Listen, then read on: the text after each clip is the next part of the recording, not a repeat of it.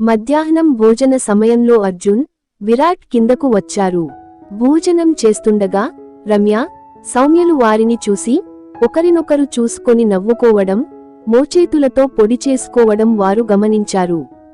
భోజనం తర్వాత అర్జున్, విరాట్ తమ తల్లులైన లత, శ్రీజలను గదిలోకి తీసుకెళ్లి ఏమిటి సంగతి అని అడిగారు.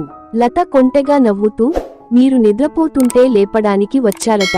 మీరు లేచి మళ్లీ నిద్రపోవడం చూసి నవ్వుకున్నారు అంది. ఈ మాటలతో అర్జున్, విరాట్లకు రమ్య, సౌమ్యలను కలవాలనే ఆతృత కలిగింది. అమ్మా, ఎలాగైనా వాళ్లతో కలిసే ఏర్పాటు చేయండి అన్నాడు అర్జున్ లతతో. శ్రీజ అనుమానంగా, ఏంటి, వాళ్ల కోసం ఇంత ఆత్రమా అంది. అర్జున్ సిగ్గుపడుతూ, అదేం లేదు, సుమ్మా అడిగాను అన్నాడు. లత నవ్వుతూ, సుమ్మా అడిగారా? వాళ్లని కలిస్తే సుమ్మా వదలరు కదా అంది. అర్జున్ మరింత సిగ్గుతో, అబ్బా ఊరుకో అమ్మా అన్నాడు. విరాట్ చిలిపిగా, మీరే కదా వాళ్లని కలవమన్నారు అన్నాడు. శ్రీజ నవ్వుతూ, మేము చెప్పాం, కాని మీరు వాళ్లని కలిస్తే మమ్మల్ని ఎవరు చూస్తారు అంది. ఇద్దరూ నవ్వి, అయితే మిమ్మల్ని చూసే వాళ్లని చూడమంటారా అన్నారు. లత కొంటెగా, అక్కర్లేదు, ఇప్పటికే ఒకరు నన్ను చూసేందుకు సిద్ధంగా ఉన్నాడు అంది.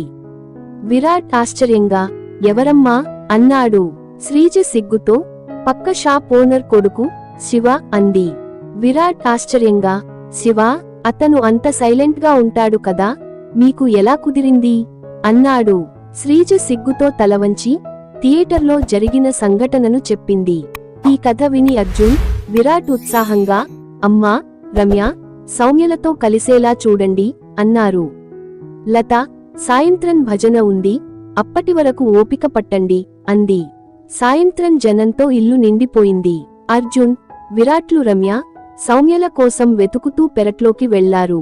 అక్కడ రమ్య, సౌమ్యలు బాసిన పట్టు వేసుకొని పనిలో మునిగి ఉన్నారు. వాళ్లను చూసి రమ్య సౌమ్యతో గుసగుసలాడింది. వీళ్లు ఇప్పుడు వదలరు. మసక చీకటిలో అర్జున్ రమ్య దగ్గరకు జరిగి ఆమె నడుమును తాకాడు. రమ్య గుసగుసగా, వదలరా అంది. పక్కకి వస్తే వదిలేస్తాను అన్నాడు అర్జున్ ఆమె సమీపంలోకి జరుగుతూ. విరాట్ సౌమ్య దగ్గరకు చేరి ఆమెను సున్నితంగా తాకాడు. సౌమ్య కంగారుగా, ఎవరైనా చూస్తారు అంది.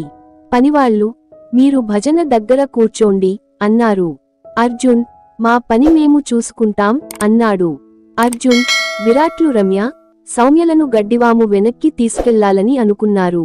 రమ్య భయంగా, అక్కడ చీకటిగా ఉంది అంది.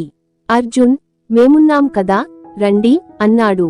సౌమ్య కూడా సిగ్గుతో సరేనన్నది. గడ్డివాము వెనక చీకటిలో అర్జున్ రమ్య చేయి పట్టుకొని ఆమెను దగ్గరకు తీసుకున్నాడు. విరాట్ సౌమ్యను కౌగిలించుకున్నాడు. ఇద్దరూ సున్నితంగా వారి ప్రేమను వ్యక్తం చేశారు.